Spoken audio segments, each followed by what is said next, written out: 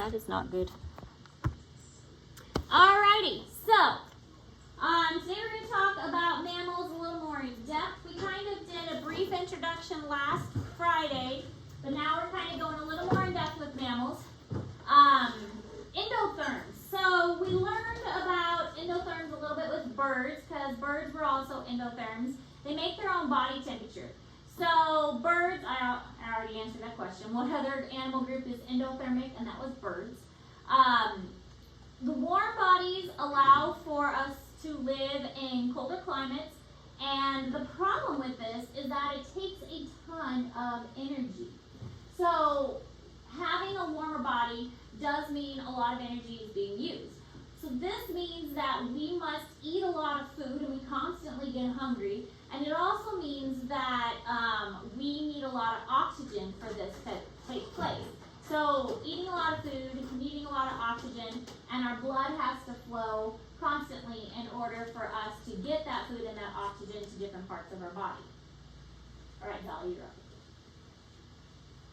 So here is a graph showing endotherm versus ectotherm. The endotherm, the orange line at the top, where the body temperature stays the same, and the ectotherm is the snake or the red line, where the body temperature changes based on the animal and the temperature around it. So the snake's temperature is going to rise based on the temperature around it, and the cat or the bobcat's temperature stays the same no matter what the temperature is outside. So it's always going to stay the same. Now, the lungs of mammals are much more complex, even though what animal was it that had the best respiratory system? That was the whale.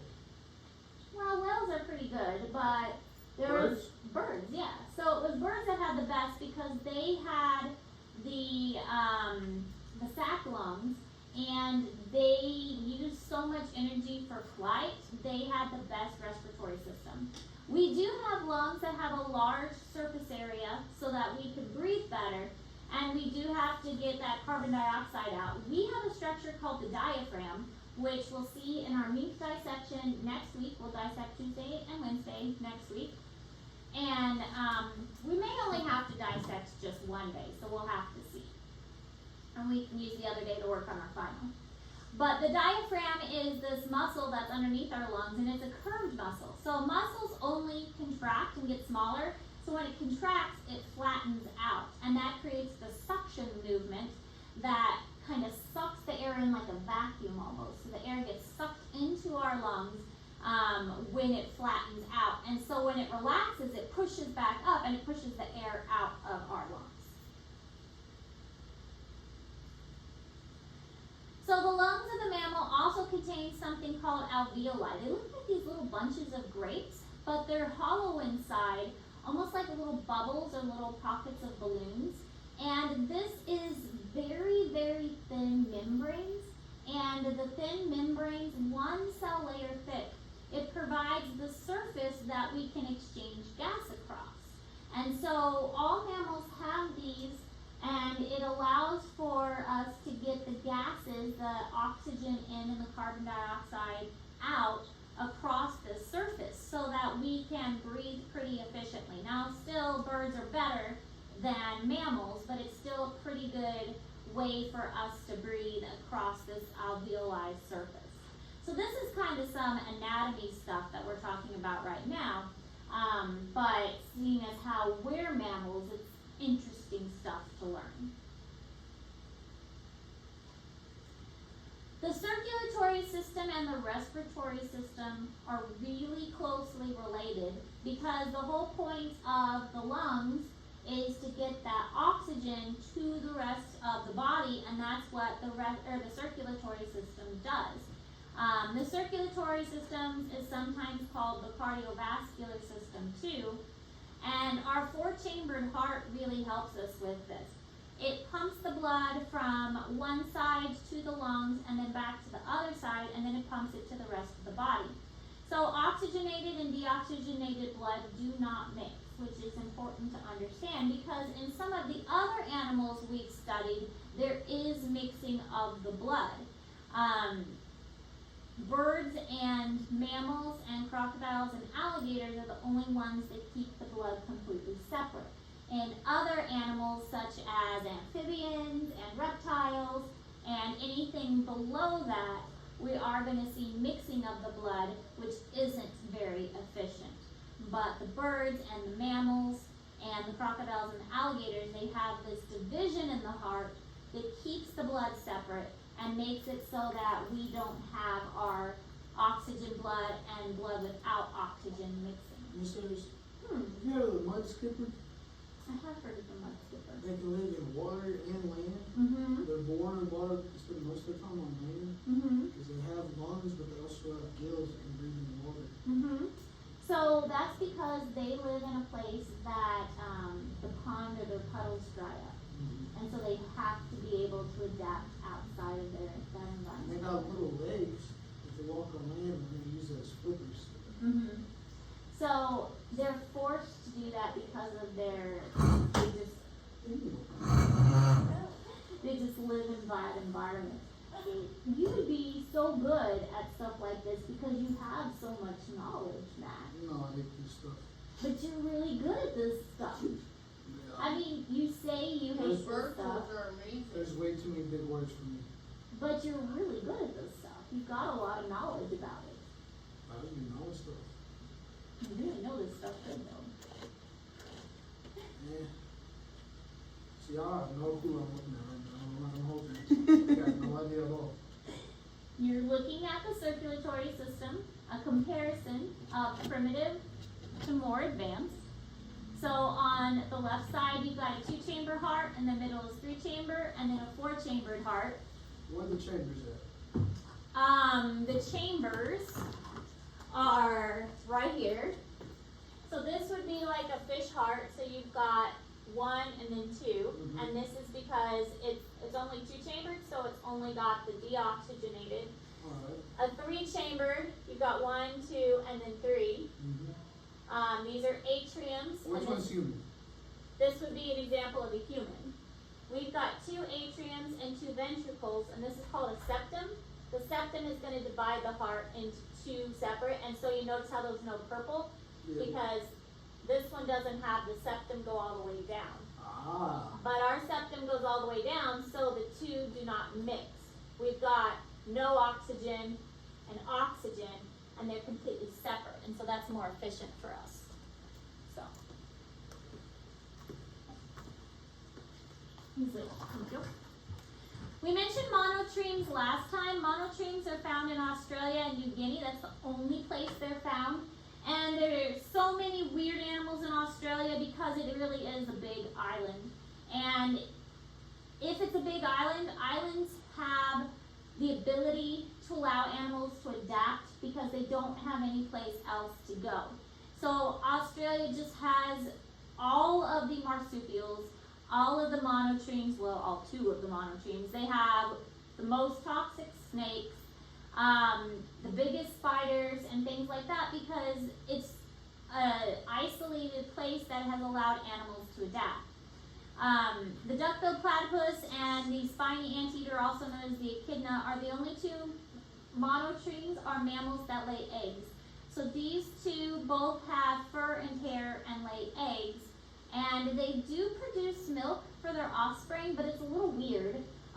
They secrete milk out of glands on their stomach, and then it's like oozes out into their fur, and the babies kind of suck the fur. That's weird. It is weird. It's kind of like imagine a wet towel, and then you like suck the milk out, or you suck the water out of a wet towel. That's kind of what's going on with them. But it's still milk, so it still counts as a mammal.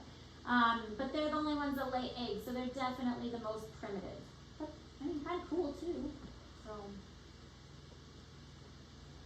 So this is where the duck-billed platypus is found. They have a limited distribution in Australia and then New Guinea, which is that little island below.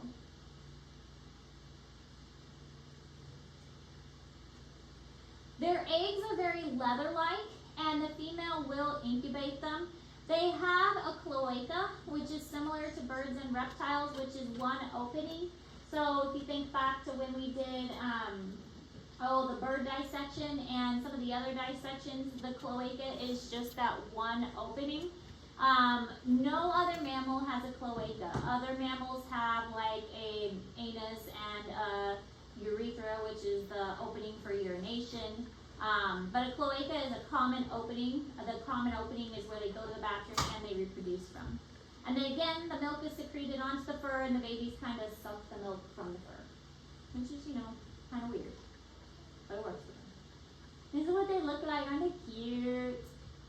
Look at the little baby hatching. Small enough for that? What? It was cute. You think it was cute?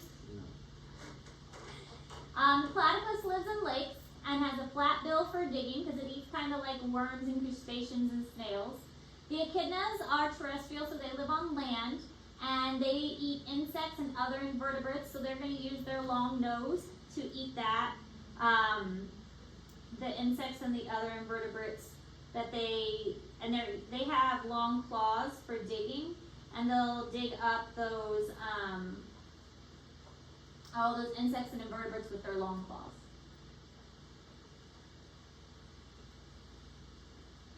Here's what they look like. The platypus and the echidna. I'd like to see one. I'd like to pet one. Is that Perry the platypus? You finished the first? How they got platypus? Yes. So, order Marsupiala is the next one. These are kind of primitive too. The marsupials have a pouch, and they are only found in Australia as well. However, there is one marsupial that is found in the United States. What's the one that's found in the United States? Marsupial, what's that again? Has a pouch that's found in the United States. That would be found in the United States, has a pouch. Mm-hmm. Seahorse. You got this one. Seahorse. Not seahorse. They have a pouch. It does, but lives on land, has fur and hair.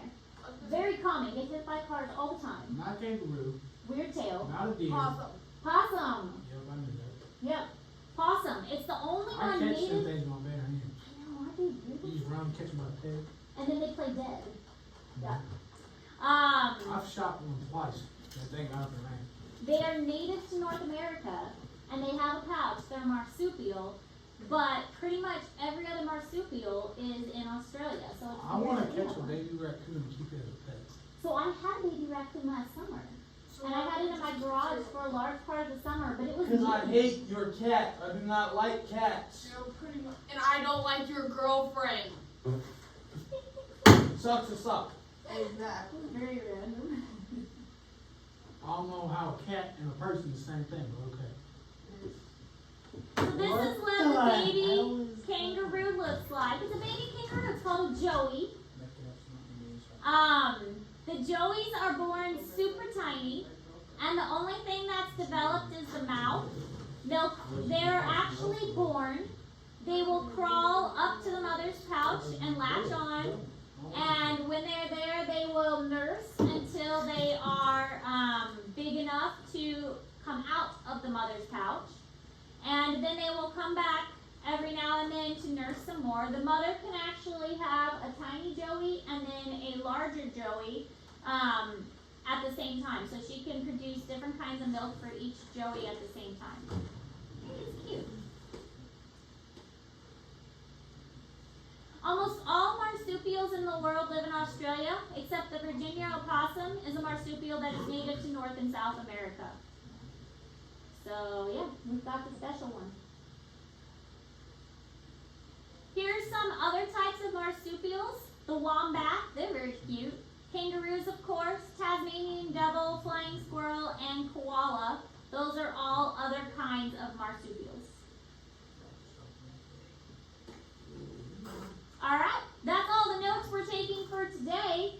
Use the rest of class time today to work on your meat dissection prep, because I bet you guys probably don't have that done yet, do you? When are they due? We're dissecting them in Tuesday, so they need to be done by Tuesday. Alright. Okay? So, get to work.